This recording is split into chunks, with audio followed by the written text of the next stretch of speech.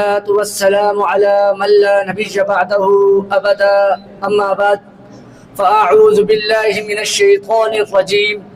بسم الله الرحمن الرحيم قال الله تبارك وتعالى في القرآن المجيد والفرقان الحميد ولله على الناس حج البيت من استطاع إليه سبيلا وقال النبي صلى الله عليه وسلم الحج مبرور ليس له جزاء إلا الجنة۔ سامعین کرام، شریعت اسلامیہ محض ظاہری احکام کا مجموعہ نہیں بلکہ ایک عمیق اور حکیمانہ نظام ہے کہ جس میں ہر مقاصد کے پیچھے ایک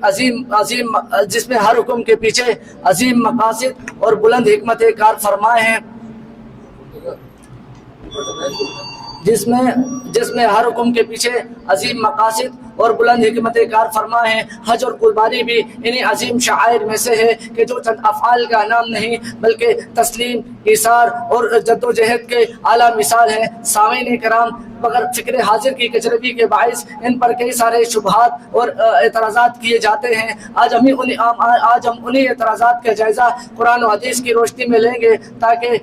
شبہات کا ازالہ ہو سکے اور حق واضح ہو سکے۔ سامعین کرام، سب سے پہلے ہم حج کی طرف آتے ہیں کہ حج پر کیے جانے والے اعتراضات حج پر سب سے پہلے یہ اعتراض کیا جاتا ہے کہ حج پر بہت سارے پیسے خرچ کر دیے جاتے ہیں، اگر انہی پیسوں سے غریبوں کی مدد کر دی جائے، ضرورت مند کی ضرورت کو پورا کر دیا جائے یا پھر کسی غریب کو بنگلہ بنا کر دے دیا جائے۔ سامعین کرام، یہ اعتراض بظاہر تو ہمدردی کا لبادہ اوڑے ہوئے ہے، مگر حقیقت میں شریعت سے ناواقفیت کا منہ بولتا ثبوت ہے، کیونکہ اللہ تعالیٰ قرآن میں ارشاد فرماتا ہے وَأَتِمُّ الْحَجَّ وَالْعُمْرَةَ لِلَّهِ۔ یہ آیت اس بات کی دلیل ہے کہ حج ایک ایسی عبادت ہے کہ اس کی جگہ کوئی اور نیکی نہیں لے سکتی۔ نبی علیہ الصلوۃ والسلام نے ارشاد فرمایا الحج مبرور لیس له جزاء الا الجنہ۔ امام نبوی رحمہ اللہ اس حدیث کے ضمن میں لکھتے ہیں فیہ دلیل علی عزم فضل الحج وتکفیر الذنوب۔ سامعین کرام، ان دلائل سے یہ واضح ہوتا ہے کہ حج ایک ایسی نیکی ہے کہ اس کے پیسوں کو کسی اور مصرف میں خرچ کر دینا سراسر دین اسلام کی خلاف ورزی ہے۔ اسی طرح حج پر کیا جانے والا دوسرا بڑا اعتراض یہ ہوتا ہے حج پر کیا جانے والا دوسرا بڑا اعتراض یہ ہوتا ہے کہ اس میں بہت زیادہ ٹائم لگ جاتا ہے اور بہت سارا وقت کا ضیاع ہوتا ہے، جبکہ نبی علیہ الصلوۃ والسلام نے ارشاد فرمایا من حج للہ فلم یرفث ولم یفسق رجع کیوم ولدت امہ۔ یعنی جو شخص حج کرتا ہے، اللہ کی راہ میں حج کرتا ہے اور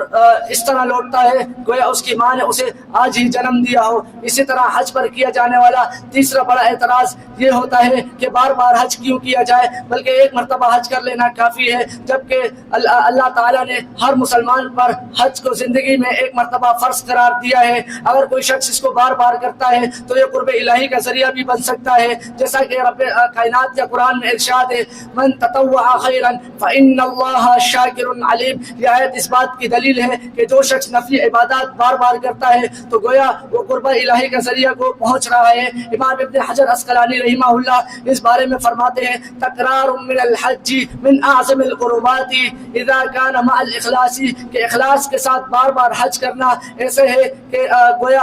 انسان اللہ تعالیٰ کے قرب کو پہنچ رہا ہے۔ اسی طرح ایک اور اعتراض حج پر یہ کیا جاتا ہے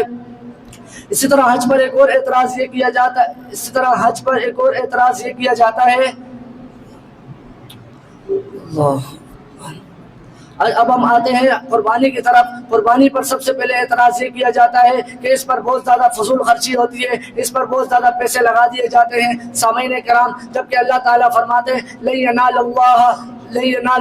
لحومها ولا دماؤها ولكن يناله التقوى منكم، کہ اللہ تعالیٰ کو نہ گوشت پہنچتا ہے نہ ہی خون پہنچتا ہے، بلکہ اللہ تعالیٰ کو تمہارا تقوی پہنچتا ہے۔ سامعین کرام، اسی طرح قربانی پر ایک اور اعتراض یہ بھی کیا جاتا ہے کہ اس سے فوڈ ویسٹ ہوتا ہے، یعنی کہ کھانا بہت زیادہ ضائع ہوتا ہے، گوشت کی پامالی ہوتی ہے۔ سامعین کرام، اسلام اس چیز کا بالکل بھی درس نہیں دیتا، جبکہ اللہ تعالیٰ فرماتا ہے